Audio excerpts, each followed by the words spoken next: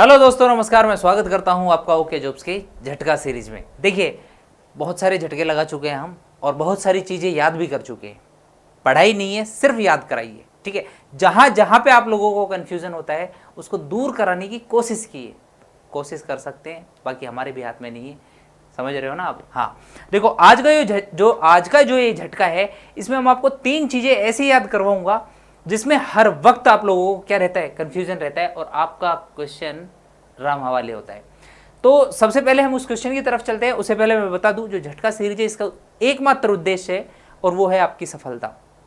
ज्ञान बांटना बिल्कुल नहीं है, सिर्फ आपकी सफलता है। और यहां पर जो भी करवाया जाता है इस झटका सीरीज में, वो सिर्फ सफलता के लिए कराया जाता है। और मैं एक बात और बता दूं, अभी हमने शॉर्ट्स डालने और स्टार्ट कर दिए हैं। अगर आप लोगों ने नहीं देखे हैं तो उसको भी जाके देखिए, क्योंकि वहां विद इन 1 मिनट से भी पहले बहुत अच्छी अच्छी चीजें आपको बताई जाती है। तो चलिए स्टार्ट करते हैं और लेके चलता हूं मैं फर्स्ट पेज पर। राजस्थान दिवस और राजस्थान स्थापना दिवस बहुत बार कंफ्यूजन करता है आप लोगों को। एक बार मैं ही याद करा दूंगा। देखिए, एक ही चीज बताऊंगा, कंफ्यूजन हमेशा के लिए दूर हो जाएगा। देखो, यहां पे लिखा हुआ है राजस्थान दिवस 30 मार्च, याद मत करो। तो फिर क्या करें? आप स्थापना दिवस को याद करो। यहां पे देखो, ना है ना, यहां पर ना है। और जब 1 नवंबर को मैं इंग्लिश में लिखता हूं NOVEMBER, तो यहां देखो नो है और यहां देखो ना है, तो बोलो नानो। नाना होता है और अपन देसी भाषा में बोलते हैं तो क्या बोलते हैं? मेरो नानो। समझ रहे हो? तो सिर्फ आप इस नाना को याद करो, ना कि इसको। अगर नाना को याद करोगे ना तो आपको स्थापना मिल जाएगी। कब? 1 नवंबर को। और जब स्थापना मिल गई तो राजस्थान दिवस आपको डायरेक्ट याद हो जाएगा 30 मार्च को, क्योंकि कंफ्यूजन इसमें है और इसमें है। ठीक है जी, चलो नेक्स्ट की तरफ बढ़ते हैं। नेक्स्ट की तरफ बढ़ते हैं तो यहां जो नेक्स्ट कंफ्यूजन होता है हमारा, बहुत जहरीला है। देखो क्या, एकीकरण के समय हमने जो एकीकरण किया था उस टाइम पे जो रियासतें थी, मैं एकीकरण में बहुत अच्छे से बता चुका हूं, लेकिन चूंकि कंफ्यूजन बार बार होता है इसलिए मैं इसको लेके आया हूं। तो आप देखिए, एकीकरण के समय 19 रियासतें थी और 3 ठिकाने थे। और 3 ठिकाने कौन से थे? मैंने बताया था, नकुल, ठीक है। नकुल, नैसे नीमराणा, लासे लावा और कैसे कुशलगढ़, ठीक है। अब तीनों के शासक पूछे जाते हैं, आपसे मिलवाए जाते हैं बार बार, और क्या कर देते हो आप लोग? गलत कर देते हो। आज के बाद नहीं करोगे। देखो, कुशलगढ़ कहां पे था? बांसवाड़े में था और हरेंद्र सिंह इसके क्या थे? शासक थे।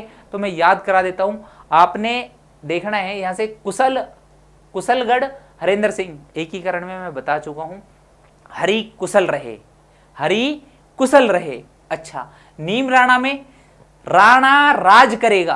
राणा क्या करेगा? राज करेगा, ठीक है। तो लावा प्रदीप सिंह। देखो, लावा होता है, लावा से क्या होती है?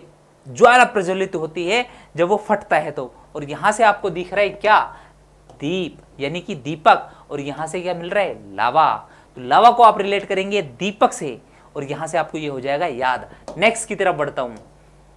याद हो रहे हैं ना? अगर हो रहे हैं तो भाई साहब कमेंट लाइक कर देना। कुछ जाता नहीं है आप लोगों को, लेकिन हमें बहुत कुछ मिल जाता है। और उस बहुत कुछ में एक चीज़ है मोटिवेशन, ताकि हम आपके साथ लगातार बने रहें।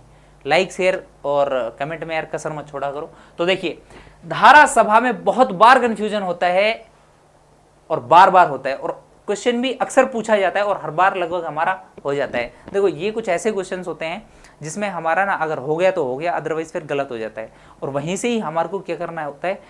नाकामयाबी का मुंह देखना पड़ता है। देखो, तो धारा सभा अजमेर में गठन हुआ था। धारा सभा जो थी उसका अजमेर में गठन हुआ था। सदस्य कितने थे? यहां पे ये क्या है? सदस्य संख्या है।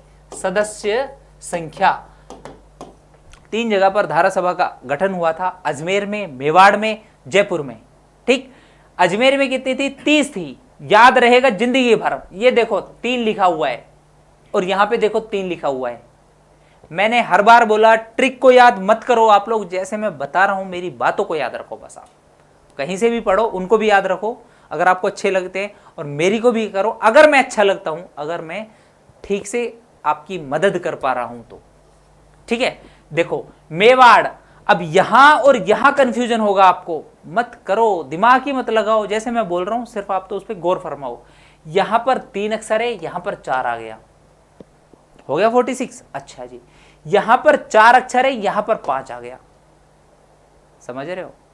देखो, तो याद हो चुकी है, एक बार आप इसका रिवीजन मोड पे लेके जाओगे ना, याद आ जाएगा। एक बात और बता देता हूं, जहां पे भी आपने नोट्स बना रखे हैं इन चीजों को एकदम समांतर तरह से लिख देना, ताकि आपका जो कंफ्यूजन है वो हमेशा के लिए दूर हो जाए। और जब भी पढ़ें आप तो इन चीजों को एक साथ पढ़ें, ठीक है।